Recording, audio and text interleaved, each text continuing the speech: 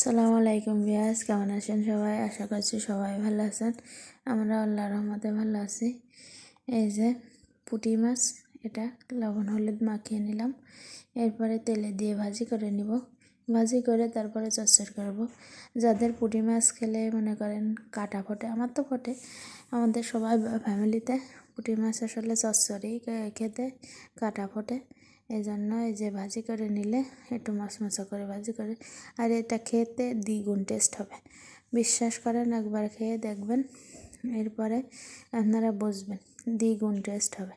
এই যে একবার ভেজে নিচ্ছি, এই যে ভাজি ভাজি হয়ে এসেছে দেখুন। এরপরে আর একবার ভেজে নেব। একবারে তো এতগুলো মাছ হবে না, এজন্য। আর আমি ছোটো মাছ খেতে সবাই খুব পছন্দ করি, বাড়ির ফ্যামিলিতে সবাই, এজন্য। আর এখানে সরিষা, আমরা বলছিলাম যে 12 মাস সরিষা বাটা খাই। এই যে আমি সরিষা বেটে নিচ্ছি,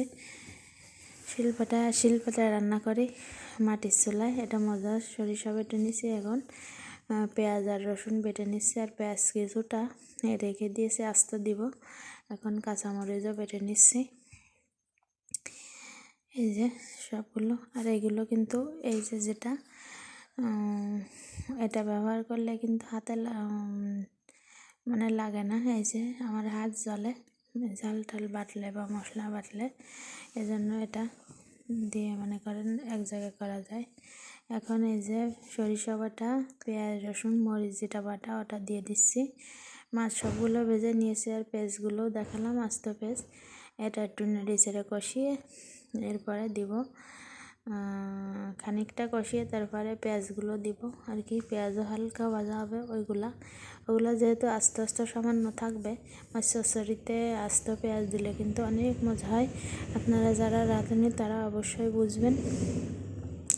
আর এখানে সুন্দর মতো আমি কষিয়ে নিচ্ছি। প্রত্যেক তরকারিতে বা মাংসে যাতে হোক না কেন, কষানোর উপর ডিপেন্ড করবে আপনি কেমন টেস্ট হয়েছে, খাবারটা কেমন টেস্ট হয়েছে আর কি। কষানো যত ভালো হবে তত সময় নিয়ে কষালে, যখন আপনারা কষাবেন তখন জালটা একটু কমিয়ে দিবেন।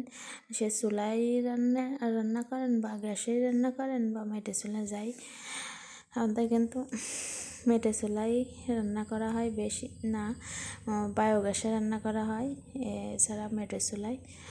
এই যে মাছটা দিয়ে হালকা একটু নেড়ে চেড়ে নিয়েছি, বেশি নাড়াচাড়া করিনি, ভাঙবে না যদিও মচমচে ভাজা। আর এখন পানি দিয়ে দিলাম, সামান্য একটু লবণ দিয়ে দিলাম, আর একটু হলুদ দিয়ে দেব, আর লাস্টে করে মশলা দিয়ে দেবো আর কি, মানে জিরা গুঁড়া দিয়ে দেবো একটু জাস্ট। এখন এটা দিয়ে ঢেকে একটু নেড়ে চেড়ে ঢেকে নেবো। আমি দেখেন কতটুকু পানি দিয়েছি, একেবারে যেহেতু চচ্চড়ি তো সামান্য পরিমাণ পানি দিয়েছি। জাস্ট মাছটা কিন্তু ভাজি হয়ে এসেছে, এজন্য। এই যে এখন ঢেকে কিছুটা জাল দিলে, এখন এই যে ভাজা জিরা গুঁড়া দিয়ে দিলাম, দেওয়ার পর দিয়ে আর একটু রেখে ব্যাস নামিয়ে নেব। একেবারে শুকনো শুকনো হয়ে আসলে এটার সাথে যাতে মিশে যায় একটু নাড়াচাড়া করে দিলাম। আর প্রত্যেক তরকারির লাস্টে কিন্তু ভাজা জিরার গুঁড়া দিলে অন্যরকম একটা টেস্ট আছে। এই যে এখন শেষ। সবাই ভালো থাকবেন, সুস্থ থাকবেন, আল্লাহ হাফেজ।